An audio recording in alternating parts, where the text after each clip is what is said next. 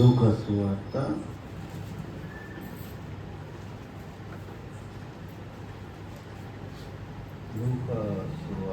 10వ అధ్యాయం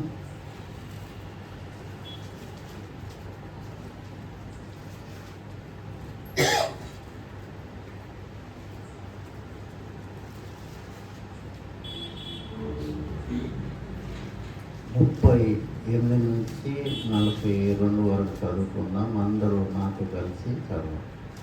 అంతటా వారు ప్రయాణం అయిపోతుండగా ఆయన ఒక గ్రామంలో ప్రవేశించిన మార్తను స్త్రీ ఆయనను తన ఇంట చేర్చుకున్నాడు.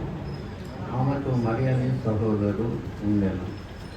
ఆయన యేసు పాదం మీద కూర్చుండి ఆయన బోధ వినుచుండెను.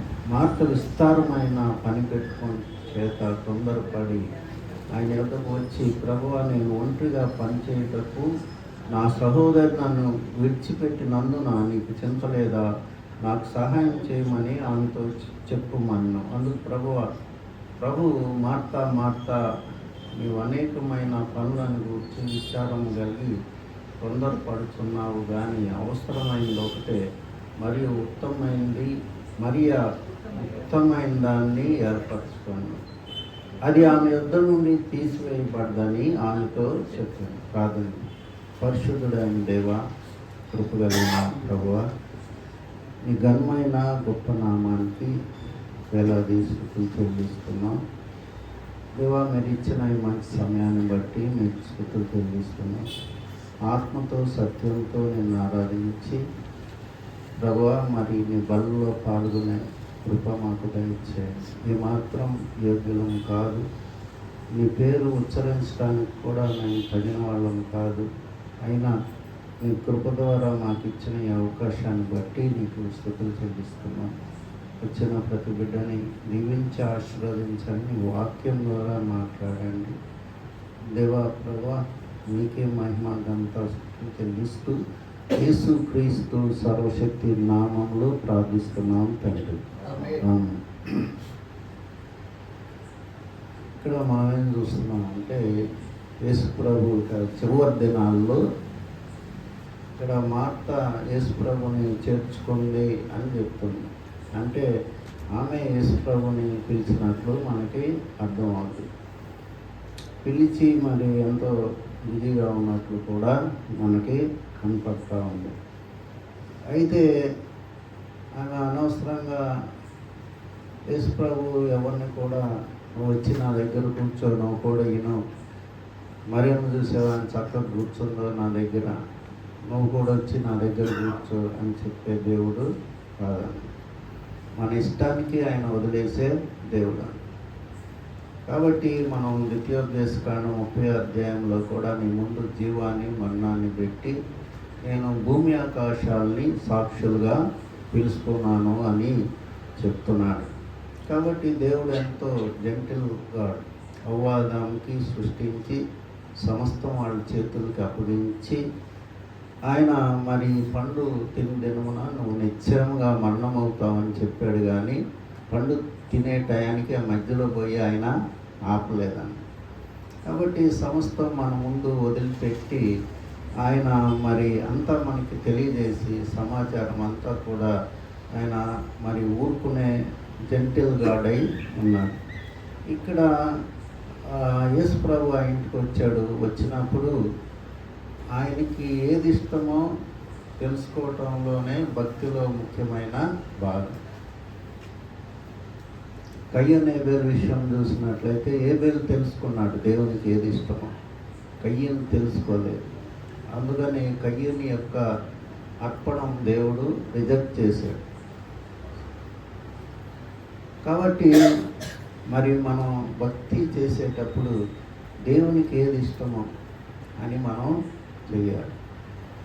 మరి చాలామంది మీటింగ్ జరిగేటప్పుడు హల్లెలూయా హల్లెలూయా అని కొరకు అరుస్తూ ఉంటారు. అది దేవునికి ఇష్టమా, ఎంతవరకు ఇష్టం, మన కేకలు అనేది మనం ఒకసారి పరిశీలన చేసుకోవాలి. తప్పు లేదు, హల్లెలూయా అంటాం పాపం కాదు. కానీ మరి మొదటి నుంచి చివరి దాకా ఎన్నో 100 సార్లు కేకలు వేస్తూ ఉంటారు. ఇవన్నీ కూడా దేవుడు పట్టించుకునే దేవుడు కాదు. ఇక్కడ మరియా మార్త ఆయన ఇంటికి వెళ్ళాడు. బహుశా కొన్ని రోజుల్లో ఆయన చనిపోతాడు. ఆయన మాటలు, జీవపు మాటలు మరి ఇక్కడ దొరకవు. నా మాట విని నన్ను పంపిన వాని యందు విశ్వాసం ఉంచువాడు నిత్య జీవం గలవాడు, వాడు తీర్పులోనికి రాక మరణంలోని నుండి జీవంలోకి దాటి ఉన్నాడని యేసు ప్రభు చెప్పాడు 5:24 యోహాను సువార్తలో. కాబట్టి ఆయన మాటలు మనం ఎంత శ్రద్ధగా విని వాటి ప్రకారం జీవిస్తే అంత మంచిదన్నమాట. ఆయన ఇంట్లో వచ్చాడు, కూర్చున్నాడు. మరి ఇక్కడ 3 బలహీనతలు మార్తలో మనం చూస్తాం. ఒకటి ఏంటంటే ఆమె ఎంతో టెన్షన్గా ఉంది, ఎంతో మరి పెట్టుకొని ఎంతో యాంగ్జైటీ ఆమె చూపెడతాను. రెండోది ఏంటి, ఆమె మరియం మీద కంప్లైంట్ చేస్తుంది. ఆమె కూర్చుంటే ఆమె చెప్పలేంది, భోజనం చాలా ఇంపార్టెంట్ విషయంలాగా ఆమె మాట్లాడుతుంది. మూడోది ఏంటి, యేసు ప్రభునే గద్దిస్తుంది, మామూలుగా ఉంటావేంది, చెప్పవేంది. కాబట్టి ఈ 3 బలహీనతలు ఈ రోజుల్లో మనందరిలో కూడా ఉంటాయి అన్నమాట. దేవుడు మనందరికీ ఒక పాఠం చెప్పడానికే ఇదంతా కూడా రాజ్యం. బిజీ అన్నమాట. ఈ సాతాను యొక్క ముఖ్య ఆయుధం ఏంటంటే మనుషుల్ని బిజీ చేయటం. ఎంత బిజీ చేస్తాడంటే మనుషులు మరి స్నానాలు కూడా సరిగ్గా చేసుకోకుండా డ్యూటీలకి పరిగెత్తూ ఉంటారు. తలంతా తడి తలతోనే పరిగెత్తూ ఉంటారు. నేను బెంగళూరు ఒకసారి వెళ్ళినప్పుడు గమనించాను, ఆడవాళ్ళంతే మగవాళ్ళంతే. కాబట్టి పరిగెత్తటం దేనికోసం పరిగెత్తున్నామో కూడా తెలియకుండా పరిగెత్తే దేవుని గురించి ఆలోచించకుండా ఒక సులువైన మార్గం అన్ని జనులకి అపవాది పెట్టాడు. తప్పన ఒక కొబ్బరికాయ కొట్టి కన్నం పెట్టుకొని దర్శనం అయిపోయిందని ఎంతో అమాయకంగా వాళ్ళు మోసపోతూ ఉంటారు. కానీ దేవుణ్ణి, నా క్రియేటర్ ఎవరు, ఎట్లా ఉంటాడు, ఎందుకు నన్ను సృష్టించాడు అనే ఆలోచనకి ఎవరిని కూడా ఆలోచింపనీయడన్నమాట. అందువలన ఇక్కడ యేసు ప్రభు ఆమెకి చెప్తున్నాడు. ఆమె మొట్టమొదటిగా ఎంతో మరి యాంగ్జైటీగా ఉన్నట్లు మనం చూస్తున్నాం. అంటే బహుశా కొన్ని ఐటమ్స్ ఆమె అయిపోయింది ఆ ఇంట్లో.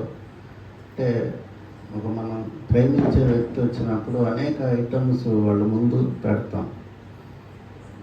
కొన్ని ఐటమ్స్ అయినాయి, కొన్ని ఐటమ్స్ అయ్యేటట్టు లేవు. అందుకనే ఆమె అంత టెన్షన్గా ఉంది. తర్వాత ఆమె ఉంటుంది, మా అత్తమ్మ నాకు సహాయం చేస్తే ఇప్పుడు కల్లా వంట అయిపోయేది, ప్రశాంతంగా కూర్చునేవాళ్ళం అన్నట్లు మరి నువ్వు చెప్పవా అని చెప్తుంది. యేసు ప్రభువు మీద ఒక విధంగా కటువుగా మాట్లాడుతుంది. నువ్వు ఎందుకు చెప్పాలి ప్రశ్నిస్తుంది. ఆయన సింపుల్గా ఇదంతా వేస్ట్ అని చెప్పాడు. సొలొమోన్ మహారాజు ప్రసంగి 2 చదివితే మనం ఎప్పుడు చదువుతూ ఉండాలి, రోజుకు ఒకసారి. అంత వ్యర్థం అని మొదలయ్యి చివరికి కూడా వ్యర్థంతో ఎండవుద్దాను. కాబట్టి మనం ప్రశ్నించుకుంటే మన వయసును బట్టి ఇప్పుడు దాకా నేనేం చేశానంటే, దేవుని సంతోషపెట్టే పనుల కంటే మనల్ని మనం సంతోషపరచుకునే పనులే మనం ఎక్కువ చేసాము. దేవుడు మనకి జీవితం ఇచ్చింది ఆయన పని చేయటానికి, ఆయన మహింపరచడానికని ఉంది యెషయా గ్రంథంలో. ఆయన స్తుతించడానికి, ఆయన మహింపరచడానికి, ఆయన పేరు నిలబెడటానికి మనల్ని దేవుడు సృష్టించాడు. అంతేగాని మనం తిని త్రాగి జీవించినట్లయితే లాస్ ఏంజల్స్లో ఏం జరిగిందో అదే జరుగుతుంది. వాళ్ళు ఏంటంటే దేవుడు వాళ్ళకి కావాల్సిన దానికంటే ఎక్కువ ఇచ్చాడు. కరెక్ట్గా సొదొమ గొమొర్రాలో ఎట్లా ఉందో సమృద్ధి వాళ్ళకు కూడా అట్లా ఉంది. అందుకనే సమృద్ధి కూడా శాపమేనన్నమాట. మనం యెహెజ్కేలు గ్రంథం 18వ అధ్యాయం మనం చూసినట్లయితే, యెహెజ్కేలు గ్రంథం 16వ అధ్యాయం 49వ వాక్యం. యెహెజ్కేలు గ్రంథం 16వ అధ్యాయం. నీ చెల్లెలైన సొదొమ చేసిన దోషమేదనగా దానికిని దాని కుమార్తెలకును కలిగిన గర్వమును ఆహార సమృద్ధియు నిర్విచారమైన సుఖస్థితియు అన్నది. అది దీనులకును దరిద్రులకును సహాయము చేయకుండాను. కాబట్టి ధనవంతుడి పరిస్థితి కూడా అదే. యేసు ప్రభు చెప్పిన ఒక రియల్ స్టోరీ అంటారు. ధనవంతుడు తను తాను చూసుకున్నాడు కానీ వాకిటి ముందు ఉన్న లాజరు సంగతి ఆలోచించలేదు. ఇక్కడ లాస్ ఏంజల్స్ వాళ్ళకు కూడా సేమ్ సిట్యువేషన్ అన్నమాట. ధన సమృద్ధి, విస్తారమైన సుఖ సంతోషాలు, పెద్ద పెద్ద కార్లు, ఒక్కొక్కరికి 10 కార్లు 20 కార్లు ఉంటాయి. బిల్డింగ్ మామూలు వేల కోట్లలో బిల్డింగ్ అంట. మనం చూడలేదు, మనం చూడటానికి కూడా వీలు లేదు. ఇప్పుడు వెళ్ళి బొగ్గు అయిపోయింది. కాబట్టి ఎప్పుడైతే మనం దేవుని గురించి ఆలోచించకుండా మన ఇష్టానుసారంగా అహంకారంతో ఉంటామో అప్పుడు దేవుడు ఆయన ఉగ్రతకి మనం లోనవుతూ ఉంటాం. ఇక్కడ ప్రభు ఏం చెప్తున్నాడంటే, ఏమైతే 3 విషయాల్లో బలహీనంగా ఉంది, మరియమ్మ అయితే enjoying the fellowship of Jesus, ఆమె ఆ యొక్క ఫెలోషిప్ని ఎంజాయ్ చేస్తుంది, ఎందుకంటే హ్యాపీగా ఉంది. మార్తమ్మ అయితే అటు ఇటు ఎన్నిసార్లు పరిగెత్తిందో యేసు ప్రభు ముందు. ఒక్కొక్కళ్ళు చాలా కష్టపడుతూ ఉంటారు. ఎదుటోళ్ళు గుర్తుపట్టాలని, తను రికగ్నైజ్ చేయాలని, తను అప్రిషియేట్ చేయాలని ఇష్టపడుతూ ఉంటారు. అది ఒక సైకాలజీలో ఒక నీడ్ అంటాం. అది సైకలాజికల్ నీడ్. అది నన్ను గుర్తించాలి, నన్ను ఎవరు గుర్తించలేదు, నన్ను అప్రిషియేట్ చేయట్లేదు. ఇదంతా కూడా ఒక బాధతో కూడిన పరిస్థితి అదంతా. అదే పరిస్థితిలో ఇక్కడ మారుతుంది. అయితే మరియమ్మ ప్రభు యొక్క ప్రజెన్స్ ఎంజాయ్ చేస్తుంది. దానివల్ల ప్రయోజనం ఏంటంటే, నీ ముఖ కాంతిలో మా రహస్య పాపాలు కనపడతాం. బహుశా దేవుడు ఆమెలో ఉన్న బలహీనతలన్నీ చూపెడతా ఉంటాడు. ఇంకా నువ్వు సరి చేసుకోవాల్సినవి ఉన్నాయి. ఎంత నీతిమంతుడైనా భూమి మీద సరి చేసుకోవాల్సినవి చాలా ఉంటాయి. నీతిమంతుడు ఒక్కడు కూడా లేడు. అందరూ పాపం చేసి దేవుడు అనుగ్రహించి మహిమను పొందలేకపోతున్నాం. కాబట్టి దేవుడు ఎదురుగా కూర్చుంటే జరిగేది ఏంటంటే, ముందు మన నిజస్థితి మనకి చూపెడతా ఉంటాడు మాటల ద్వారా. తర్వాత జక్కయ్య ఇంటికి యేసు ప్రభు వెళ్తే జక్కయ్య స్థితి దేవుడు చూపెట్టాడు. దేవుడు ఏం చెప్పాలా, నీవు ఆస్తి అంతా అక్రమంగా సంపాదించావు, అదంతా ఇచ్చేయి, ఆ తర్వాతే వస్తానని అనలా. ఎప్పుడైతే ప్రభు ఇంట్లోకి ఎంటర్ అయ్యాడో జక్కయ్య నిజ స్థితి జక్కయ్యకి కనపడిందని. కాబట్టి ప్రభు పాదాల దగ్గర ఉండటం అంటే ఆయన వాక్యంలో, ఆయన ప్రార్థనలో మనం ఎంతగా కేటాయిస్తామో అంతగా మనం మేలు పొందుతూ ఉంటాం. ఉదాహరణకి దావీదు కంటే గొప్ప బిజీ కింగ్ ఎవరు పేరు ఇశ్రాయేల్లో. అలాంటి దావీదు ఏం చెప్తున్నాడు కీర్తనలు 5వ అధ్యాయంలో, ఉదయంనే నీ సన్నిధిని నేను కాచుకొని ఉంటాను అంటాడు. తర్వాత ఇంకేమంటాడు, నేను రోజుకి 7 మార్లు నిన్ను స్తుతిస్తాను అంటాడు. ఇంకా ఏమంటాడు, రోజుకి 3 సార్లు ప్రార్థన చేస్తాను అంటాడు. మళ్ళీ ఇంకా ఏం చెప్తాడు దావీదు, నీ యొక్క చిరకాలం నీ మందిరంలో నేను ఉండాలంటాడు, నాకు ఎన్ని వద్దంటాడు. ఇదంతా తలనొప్పిగా ఉంది. రాజు అంటే రకరకాల సమస్యలు, న్యాయ తీర్పులు, మరి యుద్ధాలు, పక్కనోడు ఎవడు వాళ్ళు ఆక్రమిస్తూ ఉంటాడు, వాడు సామంతులు కప్పం కట్టరు, అన్నీ కంప్లైంట్లు వస్తూ ఉంటాయి. అలాంటి దావీదు మరి దేవుడికి ఎంత ఇంపార్టెన్స్ ఇచ్చాడో మనకి అర్థమవుతుంది. అందుకనే దావీదు నా హృదయానుసారుడైన వ్యక్తి. పాపం చేయొచ్చు మనిషి పాపం, నేను పాపిని, పాపంలోనే నా తల్లి నన్ను జన్మనిచ్చిందని చెప్పాడు. ఇది అందరి గురించి, దావీదు గురించి కాదు. అందరూ జీవితాలు కూడా దావీదు కంటే ఘోరమై. కాబట్టి దావీదు అంటే బయటికి వచ్చినాయి అవి మనలో బయటికి రాలేదని. కాబట్టి ప్రభు పాదాల దగ్గర ఉండటం అంటే నేనేమి మరి అనుకున్నానంటే, ఆలోచించానంటే ఆయన వాక్యంలో గడపటం. మన సంఘాన్ని స్థాపించిన జాకబ్ అంకులు మరి ఆయనకి లాగా నా జీవితంలో నేను ఉంటానో లేదో నాకు తెలియదు, కానీ ఆయన రాత్రంతా ప్రయాణం చేసి ఉదయాన్నే వచ్చి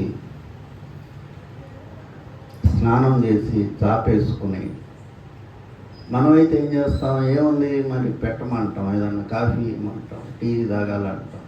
ఆయన అదేం కాదు, 8 గంటలకి నేను టిఫిన్ చేస్తారా అనేవాడు. చాపేసుకొని ఆయన 83 ఏళ్ళ దాకా బైబిల్ చదువుతూ ఉంటాడు. ఆయన జీవితం ఒక ఆశ్చర్యం అన్నమాట.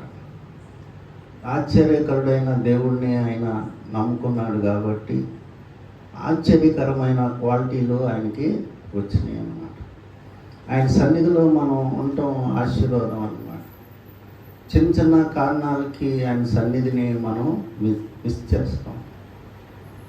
మనం 16వ కీర్తన చివరి వాక్యం మనం చూస్తే, 16వ కీర్తన చివరి వాక్యం,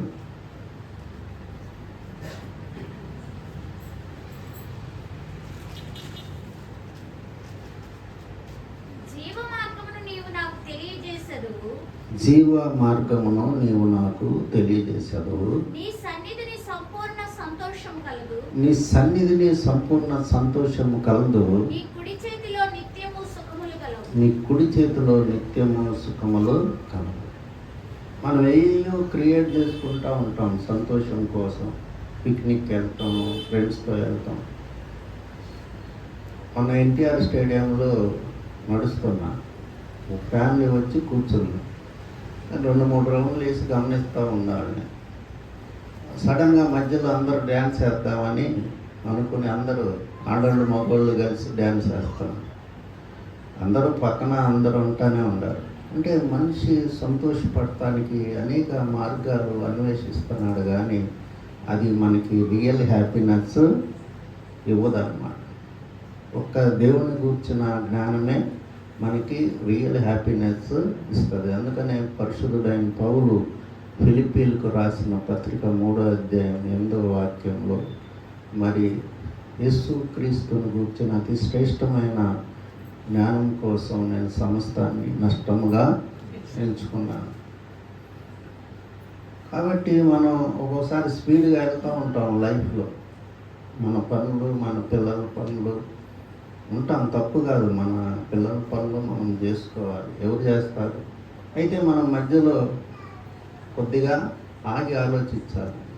దేవుడికి నేను ఏమైనా చేస్తున్నానా, దేవుడిని ఏమైనా సంతోషపెడుతున్నానా, ఆయన సువార్త మరి ప్రకటించే బాధ్యత నా మీద ఉంది కదా, ఎవరికన్నా సాక్ష్యం చెప్తున్నానా. సాక్ష్యం అనేది గొప్ప సువార్త. ఒక పాపి, ఒక వ్యభిచారి, తాగుబోతు, దొంగ, రౌడీ యేసుప్రభువుని నమ్ముకుని నేను ఏ విధంగా యేసుప్రభువుని నమ్ముకున్నాను అని చెప్పటం చాలా గొప్ప సువార్త. సువార్త అంటే పులిపీట ఎక్కి చెప్పటం కాదు. కాబట్టి మన తోటవాళ్ళకి మనం ఏం చేస్తున్నాం, ముందు మనం మాదిరిగా ఉంటున్నామా, మరి మనం ఒక ఇండిసిప్లైన్డ్ లైఫ్లో ఉండి పెద్దలతో గొడవలు పెట్టుకుంటా ఉంటే మనం ఏం చెప్తాం, సువార్త చెప్పలేం కదా. కానీ మన పర్సనల్ క్యారెక్టర్ని కాపాడుకోవడం అనేది చాలా ముఖ్యమైన విషయం. అప్పుడప్పుడు తప్పులు చేసినప్పుడు దేవుని సన్నిధిలో సరి చేసుకోవాలి. దురుసుగా మాట్లాడతాం ఒక్కోసారి, అది దేవుని బిడ్డలకి అది తగదన్నమాట. ఫాస్ట్గా మాట్లాడతాం, మరి ఏం చేస్తావో చేసుకోపో, నా సంగతి నీకు తెలియదు, అలాంటి పదాలు యేసుప్రభువుని నమ్ముకున్నవాడు వాడరు. ఫస్ట్లో తెలియనప్పుడు ఏం మాట్లాడతాం, సరిపోద్ది. ప్రభువుని గురించి ఒక్కొక్క మెట్టు ఎక్కెళ్ళే కొంది మనం తగ్గుతా ఉండటం నేర్చుకోవాలి. అతి శ్రేష్టమైన మాట బైబిల్లో తగ్గించుకున్నవాడు హెచ్చింపబడు. కాబట్టి ఇక్కడ ప్రభు లోపల కూర్చున్నాడు. మార్త చాలా బిజీగా అటు ఇటు బహుశా పరిగెత్తుతూ ఉంటుంది. ఇశ్రాయేలీలు చాలా ఫాస్ట్గా ఉంటారు, అటు ఇటు పరిగెత్తుతూ ఉంటుంది. పరిగెత్తి ఒక ఉచిత సలహా ఒకటి యేసు ప్రభుకి ఇస్తుంది అన్నమాట. కాబట్టి ఆయనకి తెలుసు, నేను ఇంకా ఎక్కువ కాలం ఇక్కడ ఉన్నాను, నాకు చనిపోవలసిన మనిషి కుమారుడు ఎత్తబడవలసిన సమయం వచ్చిందని శిష్యులతో చెప్తూ ఉంటాడు. అయితే మరియమ్మ ఎవరంటే మరి పాప స్త్రీ అని కూడా చెప్తారు. ఆయన కాళ్ళకి అత్తరు రాసి తల వెంట్రుకలతో తుడిసిన మరి ప్రభు పాదాల యొక్క విలువానికి తెలుసు. మనం ఎఫెసీలకు రాసిన పత్రిక 1వ అధ్యాయం, ఎఫెసీలకి రాసిన పత్రిక 1వ అధ్యాయంలో మనం ఏం చూస్తామంటే సమస్తము ఆయన పాదాల కింద పెట్టాడని ఉంటుంది. ఎఫెసీలకు రాసిన పత్రిక 1వ అధ్యాయం 22వ వాక్యం. 22 సమస్తమును ఆయన పాదముల క్రింద ఉంచి సమస్తము పైని ఆయనను సంఘమునకు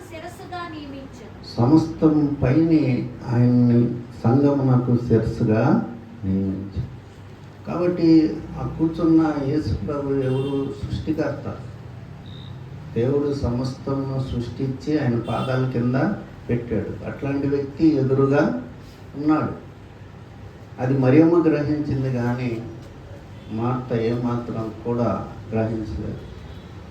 మనం యోహాను సువార్త 4వ అధ్యాయం 34వ వాక్యంలో దేవుడు యేసు ప్రభు ఒక మాట చెప్తాడు. 4:34 యేసు వారిని చూచి నన్ను పంపిన వాని చిత్తము నెరవేర్చుటయు ఆయన పని తుదముట్టించుటయు నాకు ఆహారమై. కాబట్టి మనం పెట్టే భోజనాలు కొంతమంది నైవేద్యాలు అంటారు. చనిపోయిన వాళ్ళకి దగ్గర తీసుకెళ్ళి వాళ్ళకి ఇష్టమైంది ఉండి రోజు సమాధి కాడ పెడతారు కొంతమంది పళ్ళెలతో తీసుకెళ్ళి. కాబట్టి ఇక్కడ దేవుడికి ఇష్టమైందంటే ఆయన పంపిన వాడిని చిత్తం నెరవేర్చడం. మళ్ళొకసారి చదవండి. యేసు వారిని చూచి నన్ను పంపిన వాని చిత్తం నెరవేర్చుటయు ఆయన పని తుదముట్టించుటయు నాకు ఆహారమై ఉన్నాడు. కాబట్టి యేసు ప్రభు దేనికి వచ్చాడు? పాపులను రక్షిస్తానికి వచ్చాడు, రక్తం చిందించడానికి వచ్చాడు, దెబ్బలు తినటానికి వచ్చాడు, ముళ్ళ కిరీటం నెత్తి మీద పెట్టుకోవటానికి వచ్చాడు. ఆయనకు తెలుసు ఆయన ఎందుకు వచ్చాడు. ఆయన ఆ మార్గంలో వెళ్తానే ఉన్నాడు, ఆ మార్గానికి గోర్లు చేరుకుంటున్నాడు ఆయన. కాబట్టి ఇవన్నీ పాయసాలు పరమాన్నాలు ఇవన్నీ కూడా యేసు ప్రభుని సంతోషపరచలేవు. కాబట్టి ఆయన దగ్గర కూర్చుని ఆయన మాటలు వింటూ ఉంటే మన జీవితాలు సరవుతూ ఉంటాయి అన్నమాట.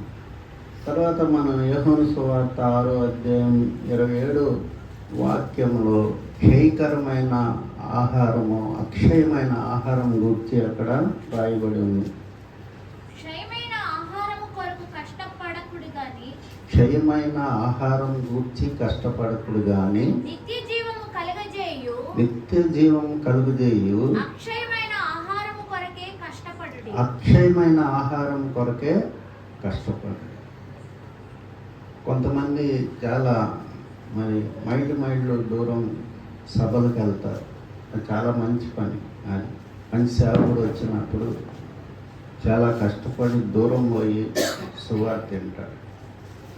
యేసు ప్రభు సమయంలో కూడా కొండ మీద ప్రసంగం చేసేటప్పుడు అనేక మంది ఎక్కడెక్కడ నుండి వచ్చి ఆయన జీవవాక్కులు వింటారు. కాబట్టి ప్రభు ఏం చెప్తున్నాడు? క్షయమైనది ఒకటి ఉంది, అక్షయమైన ఆహారం ఒకటి ఉంది. ఇశ్రాయేల్ అది గుర్తించాల. పరలోకపు మన్నాని వాళ్ళు ఇదేం బాగాలేదని సముక్కున్నారు. ఆయన పగలు మేఘస్తంభంగా, రాత్రి అగ్నిస్తంభంగా ఉండి వాళ్ళని నడిపిస్తూ ఉంటే వాళ్ళకి చులకనైపోయాడు. అందుకనే దేవుడు కనిపించరానంత తేజస్సులోకి దూరం వెళ్ళిపోయాడు. దగ్గరుండి మనతో మాట్లాడుతున్నాం అనుకో, జోకులు కూడా వేస్తాం మనం. అందుకనే మన సంగతి తెలిసి వీళ్ళు మంచోడు కాదని మానవులు కనిపించరానంత దూరంలోకి ఆయన వెళ్ళిపోయాడు. యాక్చువల్గా ఆయన నేచర్ అది కాదు. ఆయన మనతో ఉండాలని, మనతో మాట్లాడాలని. చివరికి ఆయన యోహాను సువార్త 14వ అధ్యాయం 16-17 వాక్యాల్లో ఆయన ఏం చెప్తాడంటే, నేను వెళ్తున్నాను, మీ మధ్యకి ఒక ఆదరణకర్తను పంపుతాను. మరి అన్ని జనులు లోకులు ఆయన తెలుసుకోలేరు. ఆయన మీతో ఉంటాడు, మీలో దేవుడు. ఇది చాలా అద్భుత కార్యాల్లో ఇది చాలా నెంబర్ 1 అద్భుత కార్యం అన్నమాట. ఒక పాపి జీవితంలోకి ఎంటర్ అయిపోయి, శరీరంలోకి ఎంటర్ అయిపోయి జీవించటం, నివసించటం అన్నమాట. ఆయన మీతో ఉంటాడు, మీలో ఉంటాడు. అలాంటి పరిస్థితి మనం కలుగజేయాలి. అలాంటి వాతావరణం మనం ఏర్పాటు చేసుకోవాలి. దేవుడు వచ్చి ఇప్పటికిప్పుడు నాలో నివసించగలడా లేడా అనేది మనం ఎప్పటికప్పుడు మనం ప్రశ్నించుకొని మనం శుద్ధి చేసుకుంటా ఉండాలి. ప్రకటన గ్రంథం 7వ అధ్యాయంలో మనం ఒక మాట చూస్తాం. బహుశా అది 14వ వాక్యం అనుకుంటా. అక్కడ ఏమంటాడు? ఒక యోహాను భక్తుడు, ఆయన శిష్యుడు ఏమడుగుతాడు దూతని, ఈ తెల్లని బట్టలు వేసుకున్న గొప్ప సమూహం ఎవరైనా అడుగుతాడు. చదవండి. అందుకు నేను అయ్యా నీకే తెలియననగా అతడు ఇలాగు నాతో చెప్పాను, వీరు మహాశ్రమల నుండి వచ్చిన వారు, గొర్రెపిల్ల రక్తములో తమ వస్త్రములను ఉతుక్కొని వాటిని తెలుపు చేసుకొని. కాబట్టి ఉతుక్కోవటం ఏంటి? రోజు జరిగే కార్యక్రమం. ఉతుక్కోవటం అంటే మనం మరి రోజు కూడా మనం వస్త్రాలని ఉతుక్కొని, బన్నీళ్ళని లేకపోతే అండర్వేర్స్ అని ఉతుక్కొని మనం శుభ్రంగా ఎట్లా ఉంచుకోవాలో మన ఆత్మను కూడా ఆయన రక్తంలో ఉతుక్కొని మనం తెలుపు చేసుకోవాల్సిన అవసరం మనకి ఉందన్నమాట. కాబట్టి అప్పుడు పరిశుద్ధాత్మ దేవుడు మనలోకి వచ్చి నివాసం చేయగలడు, మనలోకి వచ్చి మాట్లాడగలడు, కళల ద్వారా మనతో మాట్లాడు. అందువలన మరి మనం ఎప్పుడు కూడా చిన్నప్పుడు పెళ్ళిళ్ళకి వెళ్ళినప్పుడు ముక్కలు వేసేవాడికి వెళ్ళి చూసేవాళ్ళం, పీసులు అనేవాళ్ళు. మళ్ళీ అక్కడ రికమెండేషన్ మనకి ఎస్టీ గారికి ముక్కలు వేయండి రా అనేవాళ్ళం. మేము కూడా ఇష్టపడేవాళ్ళం, మనకి ఎంత ఉందా ఇక్కడ అని. కాబట్టి తర్వాత రాను దానివల్ల మనకి ఎంత నష్టం మనకి అర్థం అవుతుందన్నమాట. అందువలన ఈ భూమి మీద ఏది ఎంత రుచిగల వస్తువు అయినా దాన్ని కొంతవరకే మనం ప్రేమించాలి, కానీ అది మన జీవిత మూలం కాకూడదు. తర్వాత మనం చూసినట్లయితే 6వ అధ్యాయం యోహాను సువార్త 35వ వాక్యంలో ప్రభు ఏమంటాడు? జీవాహారము నేనే అని చెప్తాడు. యోహాను సువార్త 6వ అధ్యాయం 35వ వాక్యం. యేసు వారితో ఇట్లనెను, అందుకు యేసు వారితో ఇట్లన్ను, జీవాహారము నేనే, జీవాహారం నేనే, నా యొద్దకు వచ్చువాడు నా యొద్దకు వచ్చువాడు ఏ మాత్రమును ఆకలి కొనడు, ఏ మాత్రమును ఆకలి కొండు. నా యొద్దకు వచ్చువాడు ఏ మాత్రము ఆకలి. మోషే 40 రోజులు పర్వతం మీద ఉన్నాడు. పర్వతం మీద ఉండి దిగి వస్తుంటే యెహోషువ చూడలేకపోయాడు మోషేనని చెప్తారు. ఆ తేజస్సు, మోహం. కాబట్టి ఆయన ఏం చెప్తున్నాడు, ఇదేదో కథలాగా చెప్పటల్లా. నా యొద్దకు వచ్చేవాడు ఏమాత్రం ఆకలి కొండు, జీవాహారము నేనే. ఆ ఎక్స్పీరియన్స్లోకి తీసుకెళ్ళి ప్రభువా నన్నని మనం దేవుడు అడిగినప్పుడు ఆశగల ప్రాణాన్ని ఆయన తృప్తిపరిచే దేవుడై ఉన్నాడు. 107వ కీర్తనలో ఉంటుంది. మనం కోరికలు ఏదైతే ఆశ పడతామో ఆ దేవుడు మన హృదయాన్ని చూస్తూ ఉంటాడు. ఆ డైరెక్షన్లో మనల్ని నడిపిస్తాడు అన్నమాట. మనం ఇసుకుంటున్నాం అనుకో, చర్చిలకు వెళ్తాం, ప్రార్థన చేయటం, ఏందుకు బాబు ఇది సహవాసం, సంఘంలో చేరిన కాడ నుంచి మనల్ని ఊపిరాడనీయట్లేదని మనం అనుకున్నాం అనుకో, దేవుడు మనకి అవకాశాలన్నీ తీసేస్తూ ఉంటాడు. ఎందుకంటే ఆయన రోషం కలిగిన దేవుడు. ఆయన సంతోషంగా పూర్ణ మనసుతో నన్ను ప్రేమించమన్నాడు, పూర్ణ హృదయంతో ప్రేమించమన్నాడు. అదే మాట ఇశ్రాయేలుకు కూడా ఆయన ద్వితీయోపదేశకాండం 6వ అధ్యాయం 4వ వాక్యం నుంచి చెప్తాడు. పూర్ణ మనసుతో ప్రేమించాలి మనం. అదే దేవుడికి ఇష్టం అన్నమాట. ఏదో సొనుక్కుంటా గొనుక్కుంటా రావటం, ఏదో వెళ్ళకపోతే ఏ కీడు జరుగుద్దో, ఏ నష్టం జరుగుద్దో అని మనం రాకూడదు దేవుని సన్నిధికి. మనస్ఫూర్తిగా పూర్ణ మనసుతో రావాలి, లేకపోతే మానుకోవాలి. మనం మానుకున్నంత వలన ఆయన సమాజంలో ఏం కొత్త ఏం లేదు. ఇప్పటికే కొన్ని లక్షల కోట్ల మంది ఆయన సమాజంలో ఉన్నారు. అందువలన మరి మనం ప్రభువుని సంతోషంతో పూర్ణ మనసుతో ఆరాధించాలి, పరుగులు తీయాలి ఆయన సన్నిధికి వెళ్ళటానికి. ఒకసారి ట్రాఫిక్ ఎంతో, ఈరోజు వచ్చేటప్పుడు 10 నిమిషాలు లేట్ అయింది. చాలా మనసులో టెన్షన్ ఉంటుంది. అలాంటి పరిస్థితులు ఉన్నప్పుడు మనం ఏం చేయలేము, కానీ అది కూడా మనం లేకుండా చూసుకోవాలి. తర్వాత యోహాను సువార్త 6వ అధ్యాయం 43వ వాక్యంలో శరీరము నిష్ఫలం అని యేసు ప్రభు చెప్తాడు. మనం చూసే శరీరం, దీనికి అనేక పౌడర్లు, క్రీములు, రకరకాలుగా దీన్ని పోషిస్తూ ఉంటాం, పెంచుతూ ఉంటాం, మరి అద్దాల్లో చూసుకుంటూ ఉంటాం. అయితే ప్రభు ఏమంటున్నాడంటే శరీరం నిష్ఫలం. చదవండి 6:43 యోహాను సువార్త 63 6:63 ఆత్మయే జీవింపచేయుచున్నది, ఆత్మయే జీవింపచేయుచున్నది, శరీరము కేవలము నిష్ప్రయోజనము. శరీరము కేవలము నిష్ప్రయోజనం. కాబట్టి మనం ఒక్కొక్కళ్ళు సెలబ్రిటీస్ గురించి అప్పుడప్పుడు నేను గమనిస్తూ ఉంటాను గూగుల్లో. అట్లా వాళ్ళు యంగ్ స్టేజ్లో అసలు వీళ్ళు మనుషుల దేవదూతల అన్నట్టుంటారు, కానీ ముసలితనంలో అంత మొహం అంతా మడతలు పడిపోయి, తలంతా తెల్లబడిపోయి, ఎంత ఒక పిశాచుల్లాగా తయారవుతుంది. కాబట్టి శరీరము నిష్ఫలం, ఆత్మయే జీవింప చేయదు. తర్వాత మనం చూసుకున్నట్టయితే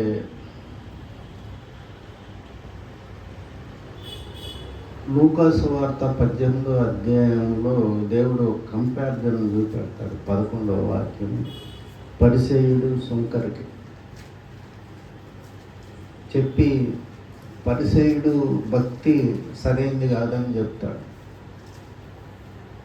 అక్కడ మరి పరిసయ్యుడు ఏంటి, నేను పదవికి ఇస్తున్నాను, మరి ఈ యొక్క ఇతరులాగా నేను చోరుని కాదు, దొంగని కాదు, సుంకర్లాగా నేను దొంగని కాదు, నేను చాలా నీతిపడునని ప్రార్థన చేస్తాను.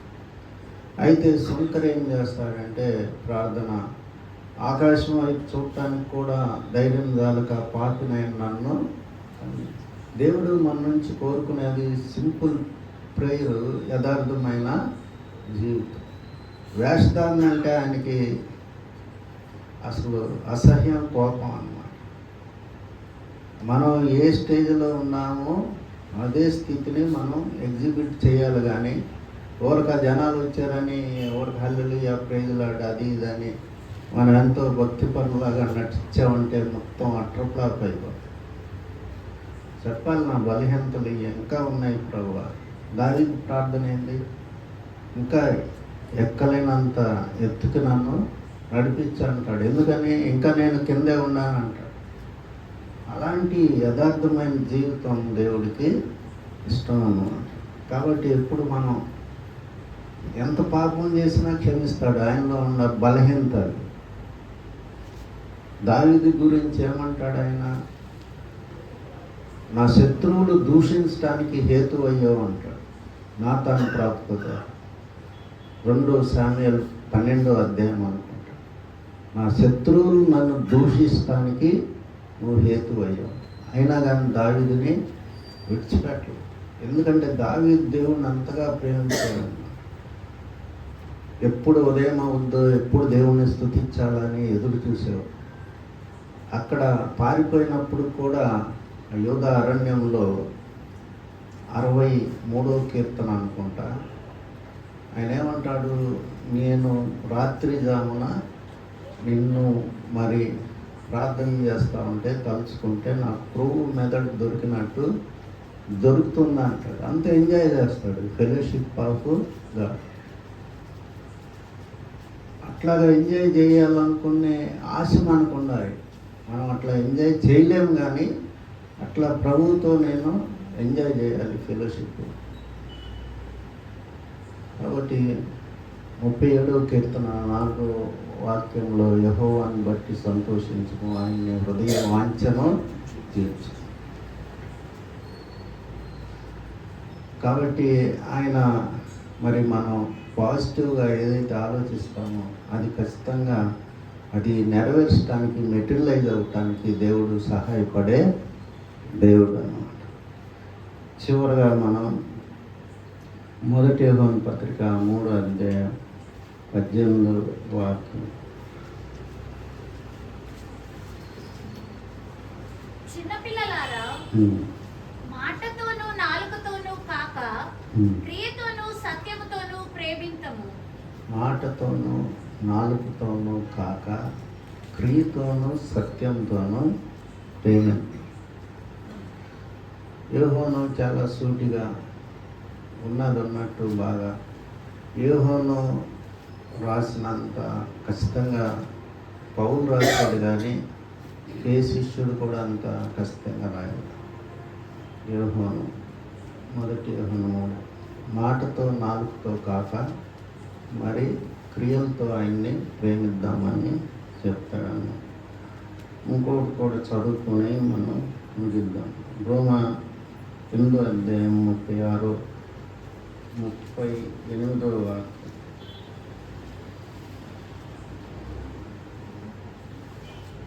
క్రీస్తు ప్రేమని నుండి మనల్ని వేరు చేసేది ఏంటనే ఉంటుంది.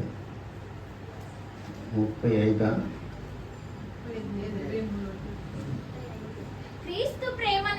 క్రీస్తు ప్రేమ నుండి మనలను ఎడబాపు వాడు ఎవడు? కాబట్టి ఎంతగా పౌలు మరి ఎంతగా కమిట్ అయ్యాడు. ఏదొచ్చినా మరణమైనా మరి వస్త్రహీనతైనా కరువు అయినా ఏదైనా కానీ క్రీస్తు ప్రేమ నుంచి నన్ను ఛాలెంజ్ చేస్తున్నాడు. పౌలు చాలా ఛాలెంజింగ్ మాటలు ఉంటాయి అన్నమాట.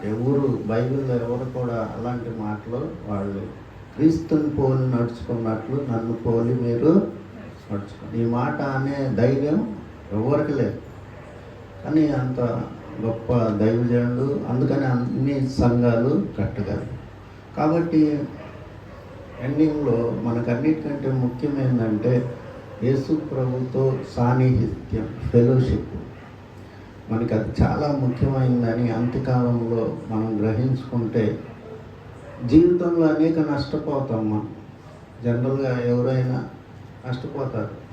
నేను అనుకుంటాను, నేను డాక్టర్ కోర్స్ చదవనందుకు చాలా బాధపడ్డా. ఎందుకంటే మా నాన్న మాట్లాడుకున్నాడు పాపం అప్పుడున్న సూపరింటెండెంట్తో. కానీ ఏది అన్నా పోగొట్టుకోను, ఎంత వాల్యుబుల్ ఈ లోకంలో ఉన్న అచీవ్మెంట్ పోగొట్టుకున్నా పర్వాలేదు, కానీ యేసు ప్రభుని పోగొట్టుకుంటే మొత్తం సున్నా అవుతుంది. కాబట్టి మనం మన జీవితాలు ప్రభుకి ఏ విధంగా అనుకూలమో, ఏ విధంగా ఇష్టమో మరి మనం గ్రహించుకోవాలి, గమనించుకోవాలి. ఆ దిశలో మనం నడుచుకోవాలి. ప్రార్థన చేసుకోవాలి.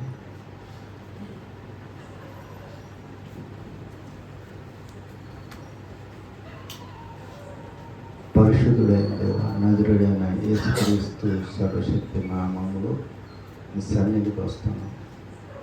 మా ప్రభువా, మా దేవ, ఒకప్పుడు పాపులం, ద్రోహులం ప్రభా, నేను ఎంతో బాధ పెట్టిన వాళ్ళం. అయినా కానీ నీ కృపను బట్టి, దయను బట్టి నీ బలలో పాల్గొనే అవకాశం మాకు ఇచ్చావు. దేవా ప్రభువా, నువ్వు ఎంతగా ప్రేమిస్తున్నావో మేము అర్థం చేసుకోలేకపోతాం. మేము అర్థం చేసుకునే హృదయం మాకు దయచేయి. దేవా ప్రభా, ఎన్నో వాక్యాలు మాకు చూపెట్టావు. దేవా ప్రభా నాయన, మరి అంతవరకే నీకు నమ్మకంగా ఉండే కృప మాకు దయచేయమని నీకే మహిమ ఘనత స్తుతి చెల్లిస్తూ యేసుక్రీస్తు నామంలో ప్రార్థిస్తున్నాను తండ్రి. వినోద్ వచ్చి ఒక పాట పాడుతున్నాను.